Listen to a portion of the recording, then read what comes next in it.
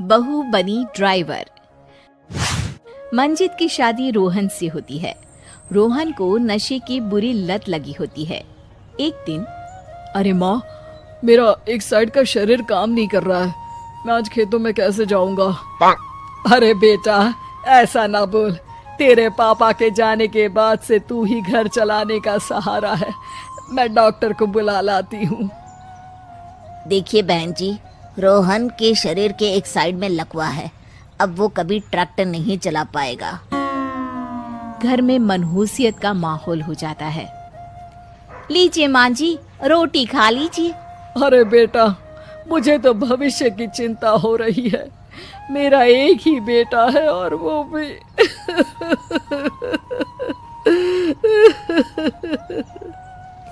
माँ जी, आप चिंता न करें। जब तक ये बीमार है मैं खेत जाकर काम कर लिया करूंगी। वैसे भी नशे के कारण इनका शरीर काफी कमजोर हो गया है। अगले दिन मंजीत खेत में जाकर काम कर शाम को घर लौटती है। ये ले बेटा, पानी पी ले। कैसा रहा काम का पहला दिन? माँ जी, काम तो ठीक है, लेकिन मैं अगर ट्रैक्टर चलाना सीख लूँ ना तो काम और भी आसान हो जाएगा।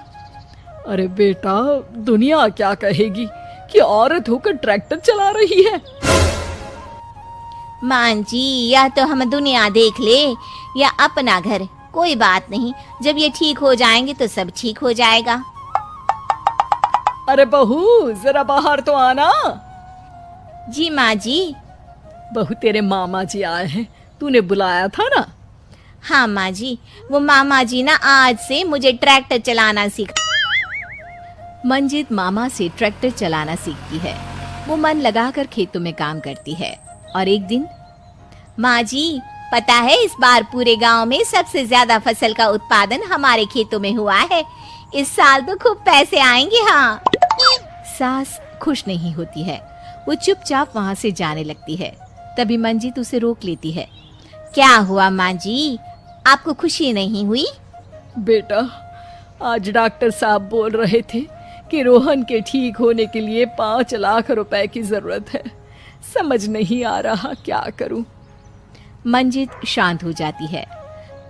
अगले दिन सास मंजित के पास आती है। बेटा, ये मेरे गहने हैं। इसे अपने गहनों के साथ जोड़कर सुनार को दे आ। जितने पैसे हो ले आ। डॉक्टर को आज ही देने हैं। मंजित अपने गहने और सास के गहनों को लेकर दुकान में बेचकर पैसे लेकर घर आ जाती है। माँ जी, सिर्फ 3 लाख रुपए का ही इंतजाम हो पाया है। बाकी के पैसे कैसे आएंगे? बेटा, अब तो एक ही चारा है, हमें जमीन भी बेचनी पड़ेगी। माँ, खेत बेच देंगे तो खाएंगे क्या? अरे बेटा, कोई दूसरा चारा भी तो नहीं है। रोहन ठीक हो जाए तो वो मेहनत करके इससे भी बड़ी जमीन ले लेगा। सास बहू मिलकर खेत भी बेच देते हैं। अब पूरे पैसे लेकर सास डॉक्टर के पास जाती है। डॉक्टर साहब, ये लीजिए सारे पैसे। बस किसी तरह मेरे बेटे को ठीक कर दीजिए। आपका बेटा ठीक तो हो जाएगा, लेकिन 6 महीने का समय लगेगा।